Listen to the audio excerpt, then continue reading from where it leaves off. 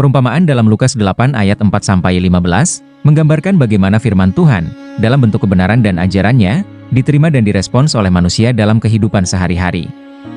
Ayat ini relevan dengan kehidupan manusia karena 1.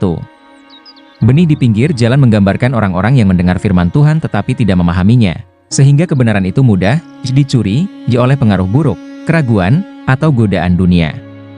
Ini melambangkan orang-orang yang tidak mengizinkan firman berakar dalam hati mereka. 2. Benih di tanah berbatu melambangkan mereka yang mendengar firman dan menerimanya dengan antusias. Tetapi ketika menghadapi tantangan hidup atau kesulitan, iman mereka goyah. Mereka tidak memiliki dasar iman yang kuat, sehingga mudah menyerah saat pencobaan datang. 3. Benih di antara semak duri menunjukkan mereka yang percaya dan menerima firman, tetapi kekhawatiran tentang hidup, seperti masalah keuangan, status sosial, dan kesenangan dunia, menghalangi mereka untuk bertumbuh dalam iman. Hasilnya, hidup mereka tidak menghasilkan perubahan atau dampak yang nyata. 4. Benih di tanah yang baik adalah gambaran mereka yang menerima firman Tuhan dengan hati yang tulus dan berkomitmen untuk menjaganya.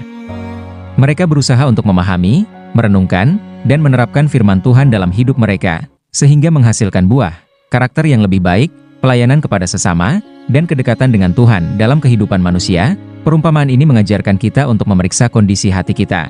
Apakah kita siap mendengar dan menerima firman Tuhan dengan sungguh-sungguh?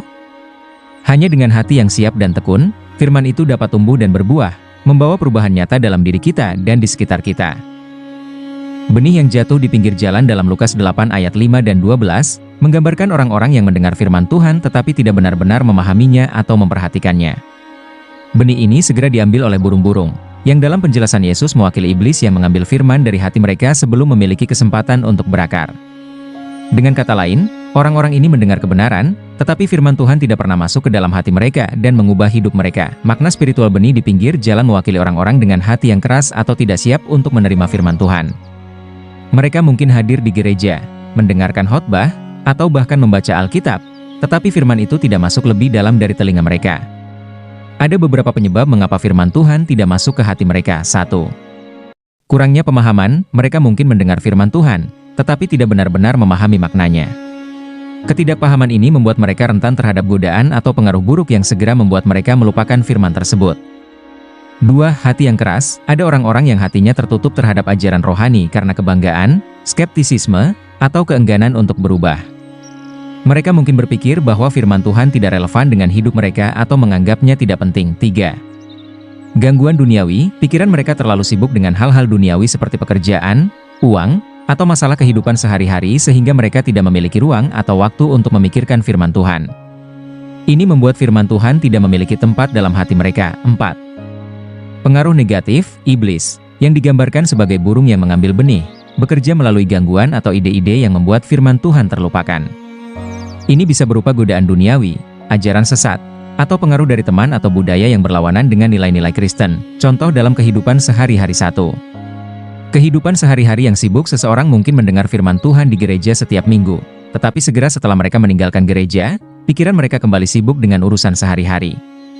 Mereka mungkin fokus pada pekerjaan, masalah keuangan, atau kehidupan sosial sehingga tidak ada waktu untuk merenungkan atau menerapkan firman Tuhan. Akibatnya, firman itu tidak memiliki dampak yang nyata dalam hidup mereka. Contoh, seseorang yang bekerja penuh waktu dan sering lembur mungkin merasa lelah pada hari Minggu. Mereka datang ke gereja hanya sebagai rutinitas, mendengar khotbah tanpa benar-benar memikirkannya. Setelah keluar dari gereja, mereka langsung kembali ke rutinitas sibuk tanpa memikirkan lagi apa yang telah mereka dengar.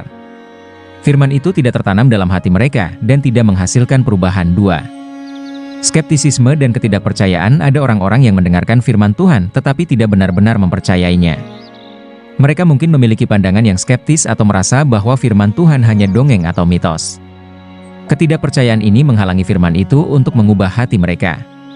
Contoh, seorang pelajar yang mendengar pelajaran tentang Yesus mungkin menyerap informasi itu secara intelektual, tetapi karena pengaruh teman-temannya yang ateis atau agnostik, ia menolak untuk percaya bahwa firman Tuhan relevan atau benar. Alih-alih membuka hati untuk kebenaran spiritual, ia tetap skeptis dan menolak ajaran tersebut. 3. Pengaruh lingkungan dan pergaulan yang negatif. Banyak orang yang dikelilingi oleh pengaruh negatif dari teman-teman, keluarga, atau lingkungan sosial mereka. Firman Tuhan yang mereka dengar mungkin menimbulkan ketertarikan sesaat, tetapi pengaruh negatif di sekitar mereka dengan cepat menghapusnya. Mereka mendengar firman Tuhan, tetapi begitu mereka kembali ke lingkungan yang penuh godaan atau kebiasaan buruk, mereka melupakannya. Contoh, seorang remaja yang datang ke persekutuan atau ibadah mungkin mendengar firman Tuhan dan merasa tersentuh, tetapi setelah itu ia kembali ke lingkungan pertemanan yang gemar melakukan hal-hal yang tidak sesuai dengan firman Tuhan, seperti pesta mabuk-mabukan atau pergaulan bebas. Dalam tekanan lingkungan tersebut, ia mudah melupakan apa yang telah didengar dan tidak mengalami perubahan hidup. 4. Godaan duniawi yang menguasai iblis bisa bekerja melalui godaan duniawi, seperti kekayaan, kekuasaan, atau kenikmatan sementara. Seseorang mungkin mendengar firman Tuhan, tetapi keinginan mereka untuk hal-hal duniawi lebih kuat daripada keinginan mereka untuk mengikuti kebenaran Tuhan. Firman Tuhan segera hilang karena fokus hidup mereka ada pada hal-hal yang sifatnya sementara dan materialistis.